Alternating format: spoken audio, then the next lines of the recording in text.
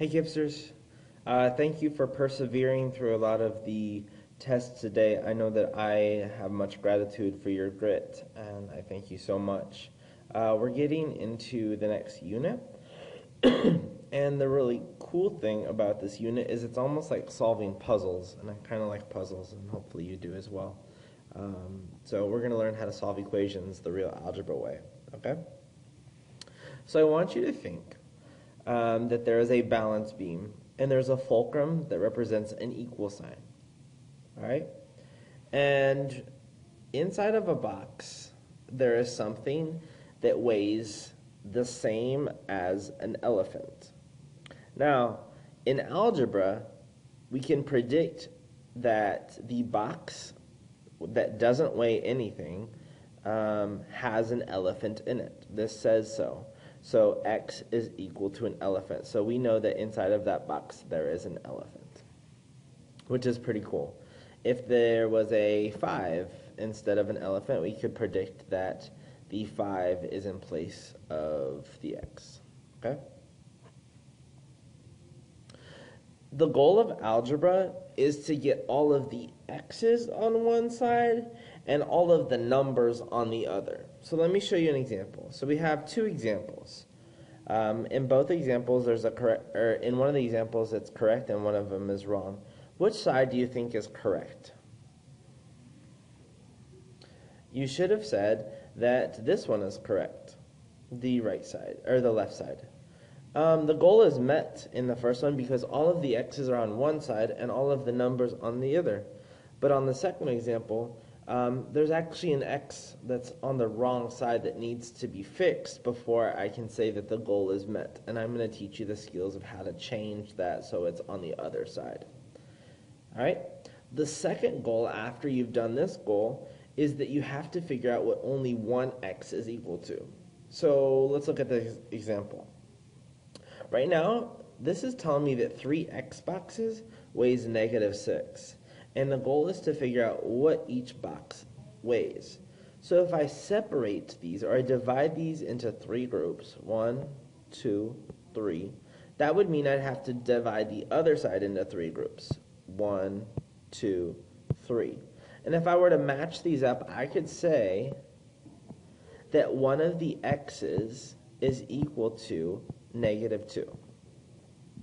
And so I'm learning how to solve these, okay? So the first goal was that I had to get all of the x's on one side and all of the numbers on the other side. And the second goal is I have to figure out what one x is equal to. Now let's figure out how to do that, okay? So here are the rules. Whatever you do to one side, you have to do to the other. And if you think about a balance beam, you have to, you want to keep them balanced. So if you take something off here or add something to here, you have to do the same thing over here. The second thing is opposites cancel out. So you'll see this in the example I'm about to show after I tell about rule number 3. And rule number 3 is get rid of something by adding the opposite, which is really unique. So let's pretend I have a whole bunch of situations. I have 3 x's, I have 2 negative x's, I have a -1, and I have a +4. How do I get rid of 3 x's? Well, rule number 3 says I have to get rid of something by adding the opposite. So I'm going to match them with an opposite. So I'm going to add an x negative, a negative x, a negative x. So I've added 3 negative x's, and rule number 2 says opposites cancel out. So when I cancel them out, I end up having nothing. Okay? How would I get rid of 2 negative x boxes? You would add 2 x's. And like rule number 2 says, I have to cancel those out. So those are canceled and those are canceled. How do I get rid of -1?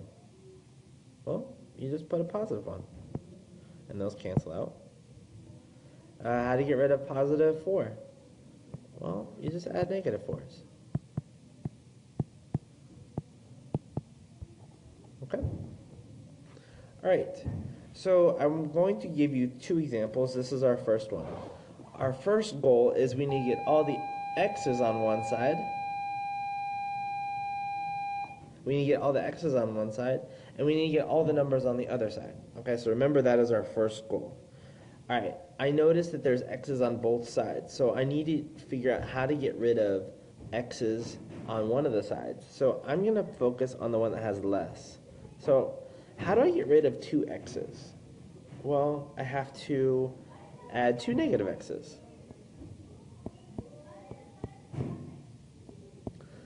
And remember, the first rule was whatever you do to one side, you have to do to the other. So what I'm going to do is I'm going to add two negative x's over here, making sure that they match.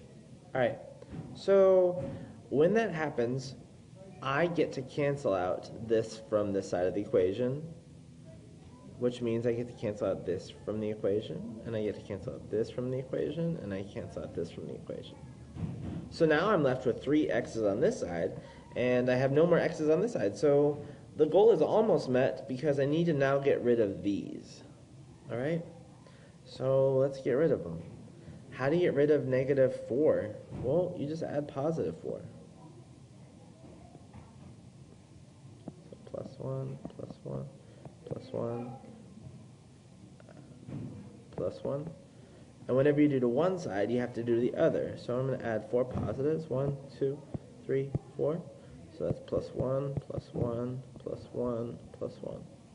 So I noticed that the positive and negative cancel out. And these positives and negatives cancel out too.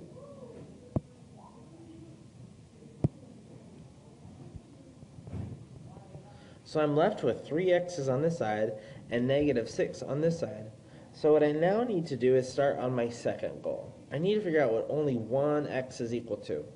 So I separate them into 3 groups. 1, 2, 3. 1, 2, 3. And I realize that one of the x's is equal to negative 2. So I would say that this x and this x are both negative 2. All right, let's do one more. All right, so our first goal is to get all of the x's on one side and all of the numbers on one side. All right, this might be a little confusing, but we'll push through. So I'm going to try to get rid of the one that has the least amount of x's, and I'm going to try to get rid of these. Well, how do you get rid of those? Well, you add positive x's. All right, so 1, 2, and 3. So those are negative x's, sorry. So those are going to get rid of those. Since I've added 3 negative x's on one side, I'm going to add negative 3 x's on the other. So 1, 2, and 3. Which means I get rid of that, I get rid of that, and I get rid of that.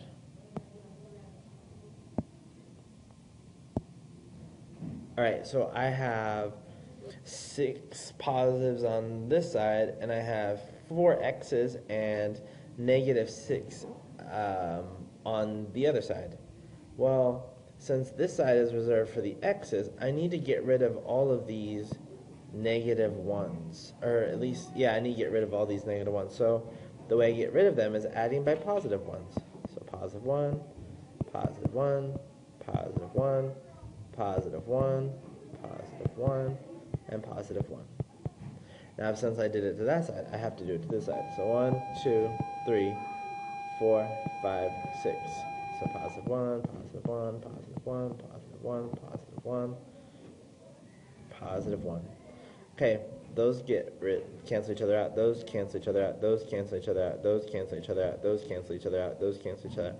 I want you to notice now what happens on the other side. I notice a positive 1 can't cancel a positive 1. So I'm left with 6, 7, 8, 9, 10, 11. I'm left with 12 positives. They can't cancel out because they're not opposites. So I have 4 x's over here, and I have 12 positives on this side.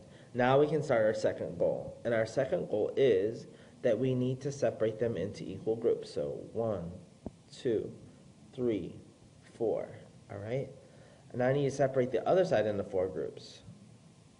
So 12 divided by 4 is 3. So 1, 2, 3, 4. So I would say that one of the x's is equal to 3 positives. So we would say that this x and this x are 3. And that's learning how to solve equations. All right, you have 6 problems. What I would suggest for you guys is to actually write this on a piece of paper, on a scratch piece of paper, and then solve it as you go. All right, good luck. 1, 2, 3. 1, 2, 3. 1, 2, 3. 1, 2, 3. 1, 2, 3. 1, 2, 3. Have a good one. Bye-bye.